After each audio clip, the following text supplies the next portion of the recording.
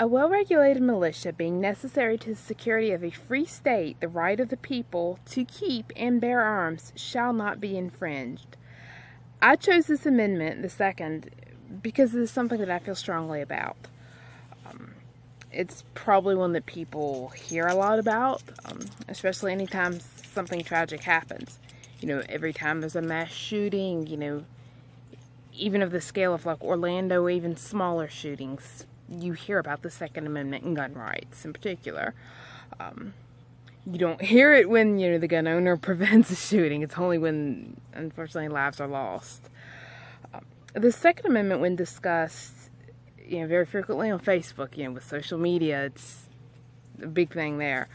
It definitely brings out a lot of passion for people. I've seen major arguments happen. I've seen, families go at it, friends, in friendships because of, being on one side or the other.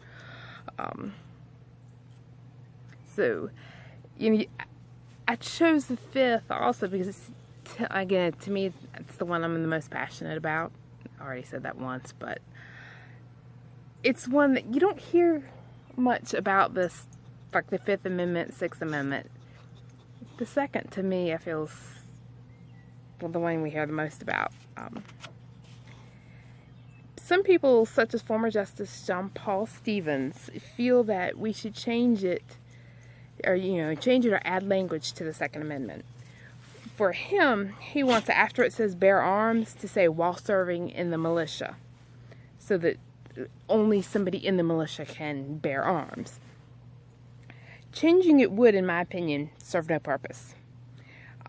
You have to deal with the bigger issues because in the end, people will still have their guns no matter what the law says. Just because the law says you can't have guns, that means all the law-abiding Americans are going to get rid of theirs. I mean, look what's happened with the drug trade and sale and usage. It's illegal, but people still use them.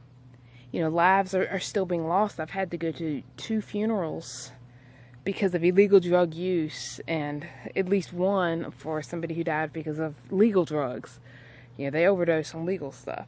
So, abolishing it isn't going to solve it.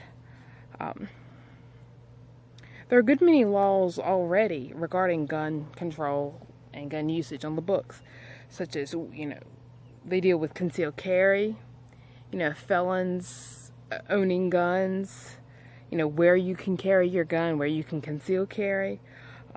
So are more laws needed? I think they are, but I think they have to be carefully worded. Because I don't think that people are going to agree to entirely change the Second Amendment. But you can change how people obtain those guns. It took me a lot longer to take my concealed carry class and get the permit than it did to actually get a gun. Because I live alone. It's my own reasons for doing that. But you don't even you have to pass a criminal background check. So unless you're a convicted criminal or a charged criminal, you can pass it. You can be in and out of an insane asylum or mental facility, whatever they're called these days. As long as you pass the criminal background check, you can get your gun. To me, those are part of the things that need to be changed and help. Whenever it's like I said, it's fairly easy to get a gun. To me, that's what needs to be fixed.